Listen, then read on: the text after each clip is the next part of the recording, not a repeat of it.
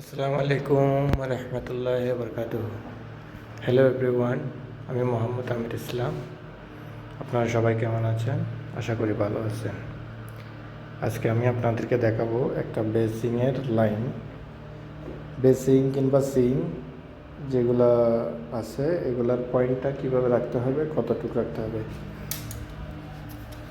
বিশেষ করে মনে রাখতে হবে আপনাদের এটা একটার থেকে একটার দূরত্ব হতে হবে 15 সেন্টি দূরত্ব হতে হবে।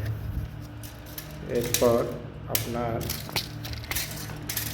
যেহেতু আমি ভিডিও করতেছি, ট্যাপও ধরতেছি, মানে মেজারমেন্ট ট্যাপও ধরতেছি, এই জন্যে এখানে হবে আপনার 76 সেন্টি। আপনার 15 থেকে হবে 76 সেন্টি। আর যেটা আপনার এই ড্রেনের পাইপটা রাখা হবে এটা হবে 45 সেন্টি। এখন যখন আপনি পাইপটা রাখবেন, ঠিক আছে, তখন কিন্তু এই টাইলগুলো কিন্তু লাগানো হয় না।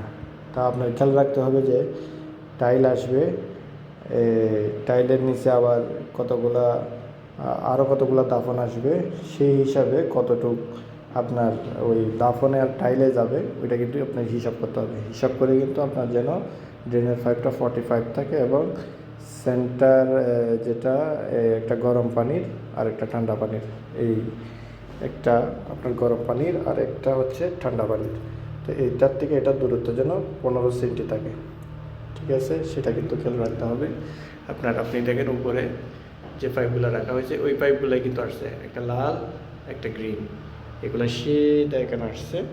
আপনার এখান থেকে আপনি রাখবেন হচ্ছে কি 70,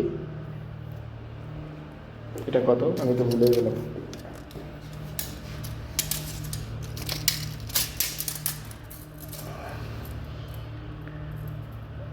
56 রাখতে হবে। আবার আপনার ওই বেসিং আছে অনেক উপরে, সেগুলো কিন্তু ওই হিসাবে আপনি রাখতে পারেন। যেমন এটা আছে 70, ঠিক আছে। আরেকটা জিনিস হচ্ছে যে যেটা কমেট ডাব্লিউসি, যেটা ডাব্লিউসি আছে, এই ডাব্লিউসি কিন্তু দেওয়ালের থেকে দূরত্ব থাকতে হবে আপনার 22, এখান থেকে 22 থাকতে হবে। তাহলে টাইল লাগানোর আগে কমসে কম আপনার 24-এর মধ্যে, মানে 24-এর মধ্যে আপনার এই 5-এর সেন্টার রাখতে হবে ডাব্লিউসি। এখানে দেখেন এটা হচ্ছে যে ফ্লোর টপটা আপনার যা আছে আপনি 30 সেন্টিও দিতে পারেন, এটা আছে আপনার 25 সেন্টিতে। 30 সেন্টি হয় 25 সেন্টি হয় সমস্যা নেই, কিন্তু বাট এটা যদি আপনি 24-এ না রাখেন সেক্ষেত্রে কিন্তু আপনার ফ্লাশারটা আসবে না, মনে রাখতে হবে। সেক্ষেত্রে কিন্তু আপনার ফ্লাশারটা আসবে না, আপনার অবশ্যই 22 আপনার রাখতে হবে। আর টাইলের আগে যেটা হবে এটা 24-এ আসবে। যেমন এই আপনার টাইলের মধ্যে যে গেছে 2 সেন্টি মতো, সেটা কিন্তু খেয়াল রাখতে হবে। আর হচ্ছে বেসিংয়ের ক্ষেত্রে আপনার এদিকের এটা কিন্তু উপর নিচে আছে, সেটা সমস্যা নেই। যেমন 62 আছে, বাট এইটার আপনার 15 সেন্টি, মানে 15 সেন্টি থাকতে হবে, নাইলে কিন্তু আপনার টয়লেটের যে একটা এক্সস্ট ফ্যান এর জন্য রাউন্ড দেওয়া হয়েছে এটা কিন্তু 6 ইঞ্চি, 6 ইঞ্চ। আর যেটা কিচেনে হবে, কিচেন রুমের মধ্যে হবে, সেটা কিন্তু আপনার 8 ইঞ্চি হবে।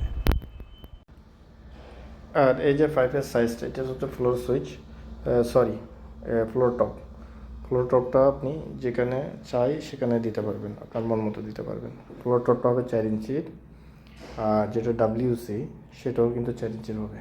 আর আপনার এই 5টার সাইজ হবে 2 ইঞ্চি।